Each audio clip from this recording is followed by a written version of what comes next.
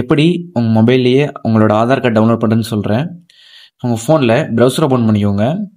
Browser open பண்ணிவிட்டு ஆதார் அப்படின்னு search பண்ணுங்கள். சர்ச் பண்ணிங்களா? ஃபர்ஸ்ட்டில் ஒரு சைட் வருது பாருங்கள், UIDAIன்னு. அந்த சைட்டை கிளிக் பண்ணி ஓப்பன் பண்ணிக்கோங்க. சைட்டோட லிங்க் டிஸ்கிரிப்ஷன்லேயும் கொடுத்துருக்கேன், செக் பண்ணிக்கோங்க.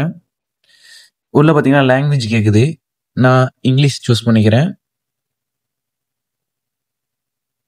லாங்குவேஜ் சூஸ் பண்ணிக்கோங்க. பண்ணிட்டா நெக்ஸ்ட்டு இங்கே பாருங்கள், கெட் ஆதார்னு ஒரு ஹெட்டிங் கீழே டவுன்லோட் ஆதார் அப்படின்னு ஒன்று இருக்குது. அந்த டவுன்லோட் ஆதார் கிளிக் பண்ணுங்கள்.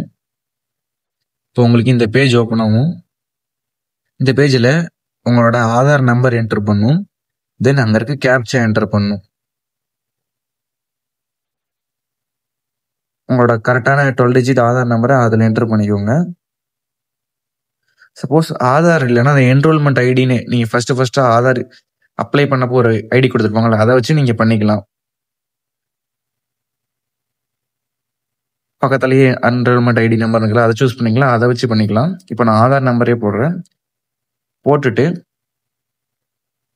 கேப்சா டைப் பண்ணிவிட்டு சென்ட் ஓடிபி கொடுங்க. இப்போ உங்கள் ஆதார் கார்டு லிங்க் ஆகிக்கிற மொபைல் நம்பருக்கு ஓடிபி வரும்.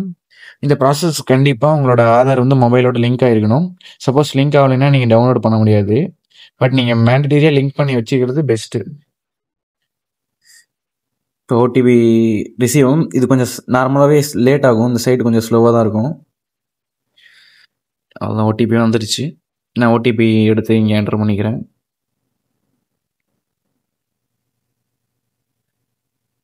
வெரிஃபை கொடுத்தாச்சு. கொஞ்சம் டைம் எடுக்கும் அது.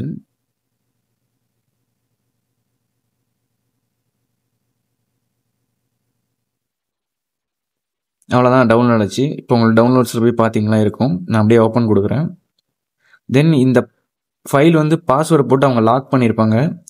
பாஸ்வேர்டு எப்படின்னா உங்களோட நேமோட ஃபஸ்ட்டு 4 கேரக்டர்ஸ், அதுவும் கேப்ஸில். தென் உங்களோட இயர் ஆஃப் பர்த். இப்போ நீங்கள் 2001 உங்களோட டேட் ஆஃப் பர்த்னா உங்கள் நேமோட ஃபஸ்ட் 4 லெட்டர் ப்ளஸ் 2001 அப்படி.